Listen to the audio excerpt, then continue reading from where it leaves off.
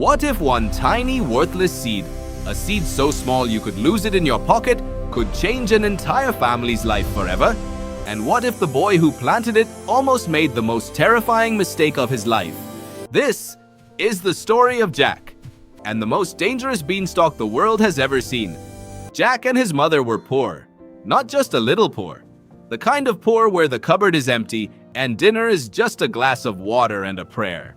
They owned only one thing of value in the whole world, their cow, Milky White. And today, even Milky White had stopped giving milk. His mother sat down at the table and covered her face with her hands. When she looked up, her eyes were red, but her voice was steady. "Jack," she said quietly, "take Milky White to market and sell her. It's the only way." Jack felt something crack inside his chest.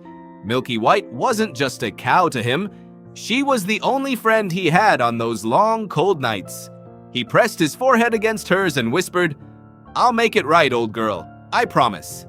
He grabbed the rope, gave his mother one last look, and walked out into the cold morning air. And that, dear friends, was the moment everything, absolutely everything, was about to go very, very wrong. Jack hadn't walked far when a bent old man stepped out from behind the hedgerow, as if the fog itself had shaped him. His eyes were sharp and bright, and he smiled a smile that was either very wise or very dangerous. Jack couldn't quite tell which. "Good morning, boy. That's a fine cow. I'll give you something better than money for her."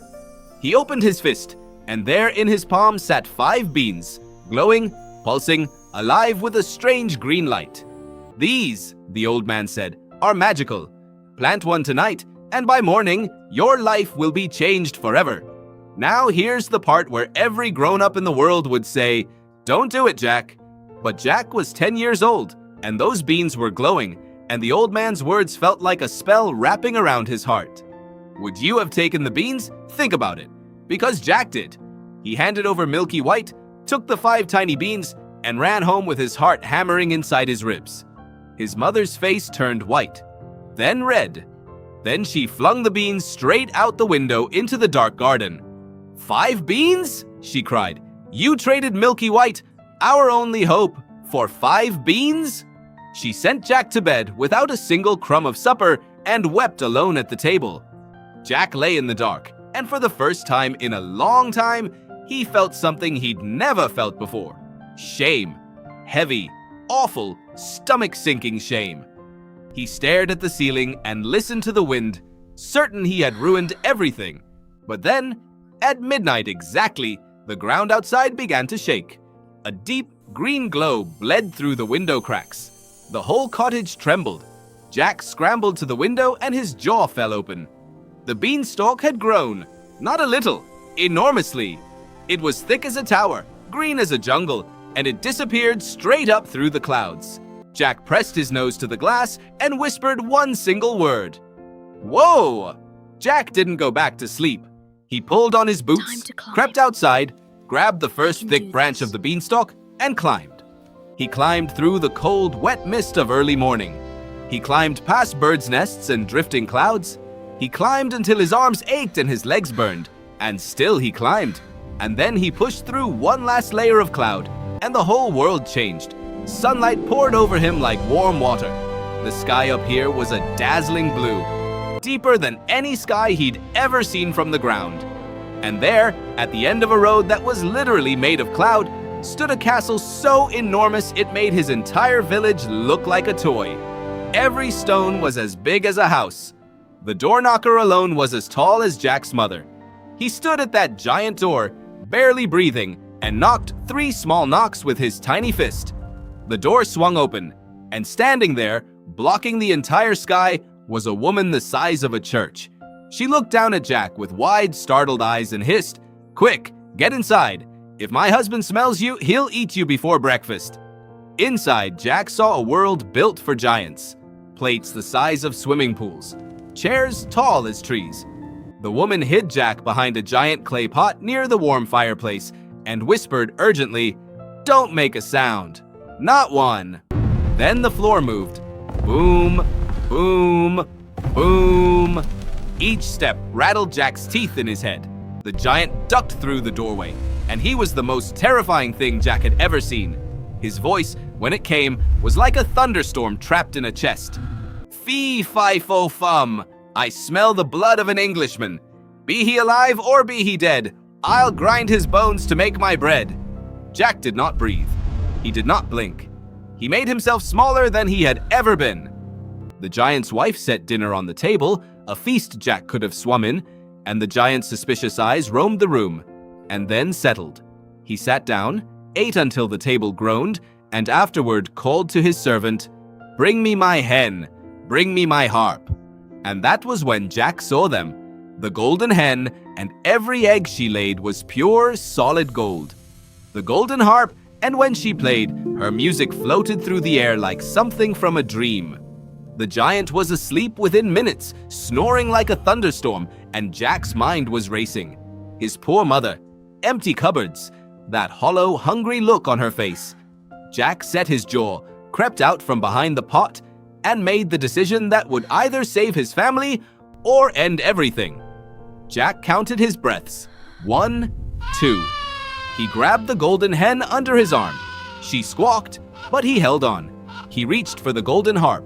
His fingers closed around her golden frame.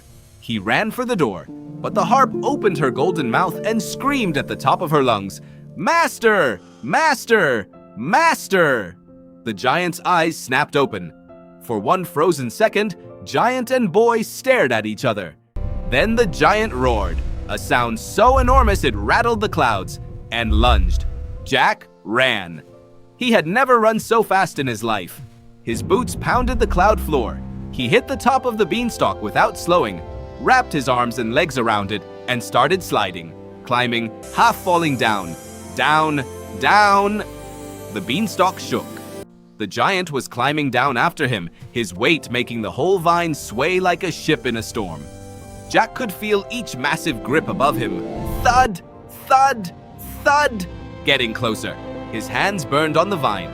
His heart was somewhere in his throat. He could see the ground now. His cottage. His mother standing in the garden, looking up with her hand over her mouth, unable to make a sound.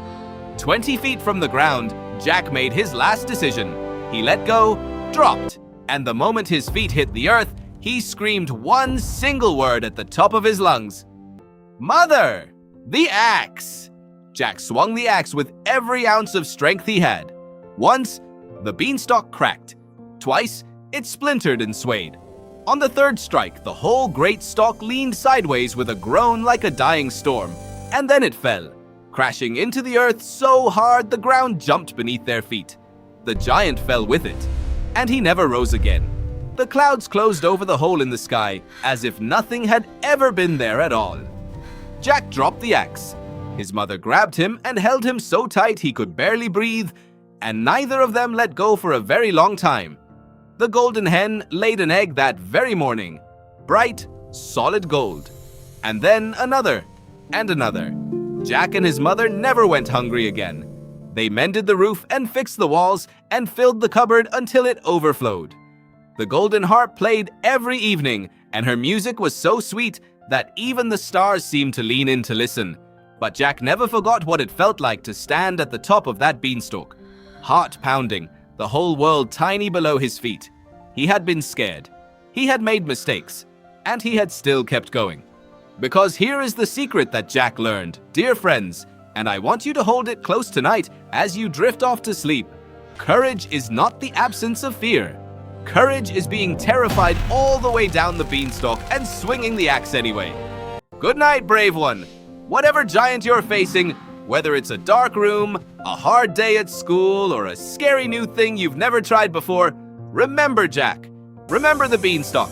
And remember, you are braver than you know. If you loved Jack's adventure, tap that like button right now. And tell me in the comments, would you have climbed the beanstalk? Sweet dreams, and I'll see you in the next story.